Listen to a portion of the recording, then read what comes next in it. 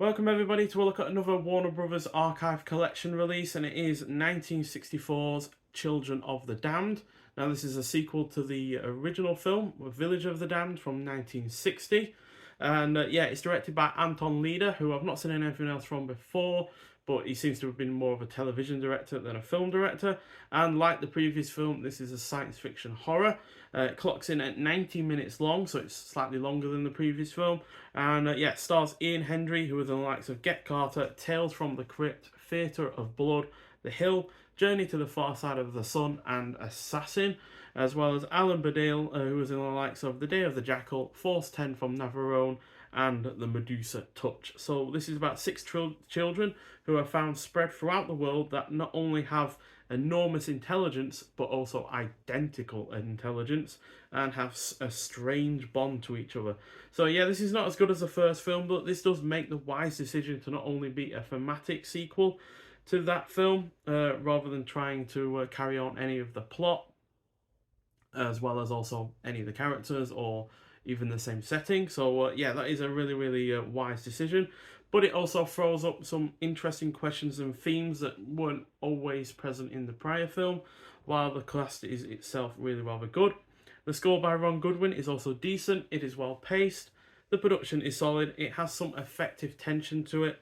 It is way more violent than I anticipated, and it is overall engrossing. So yeah, I do feel that this is probably a slightly more violent film than the previous film. Not because it's in colour or anything like that, it still is in the black and white format, but still, yeah, definitely does have some more violent aspects to it. I wouldn't say the children are overall as creepy as maybe the previous film though.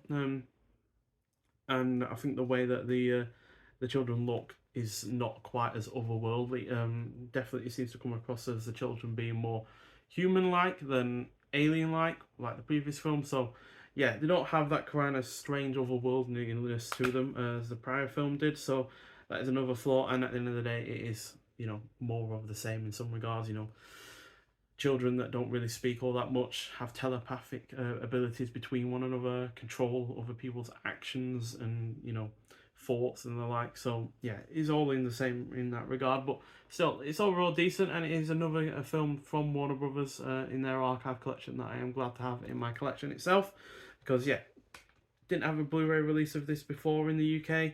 Not sure if it had a Blu-ray release anywhere else in the world, but yeah, not had a Blu-ray release of this over here in the UK, so that's good.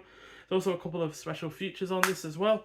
You've got a commentary by screenwriter John Briley, and then you got the theatrical trailer as well. So yeah, it's nice that they're actually putting a little bit of effort in terms of the extras on the disc, but they're not putting any effort really into the physical aspects of the film.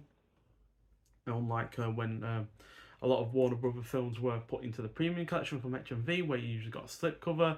Well, yeah, you always got a slipcover pretty much, and then you also got sometimes posters in there, or art cards, or a booklet, or something like that. Whereas none of that with these, unfortunately, because yeah, Warner Brothers, like a lot of companies, have seen that there is money to be made from releasing physical films. But that doesn't mean they're necessarily going to put the effort into releasing them physically. But still, Warner Brothers has put in a lot of different films out this year to celebrate their 100th anniversary, and these archive collection films are part of that.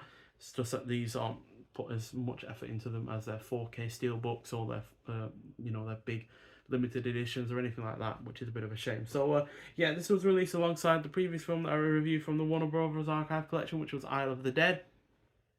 So yeah, nice to have two new spooky films on Blu-ray that I've not had before. But Isle of the Dead is a superior effort out of the two, to be honest. So yeah, but still, I'd like to hear your thoughts on this film if you've seen it before. You can also tell me your thoughts on the previous film as well if you want, and whether or not you enjoy that one more or less than this one. But nonetheless, thank you for watching, and I'll see you in the next one. Bye.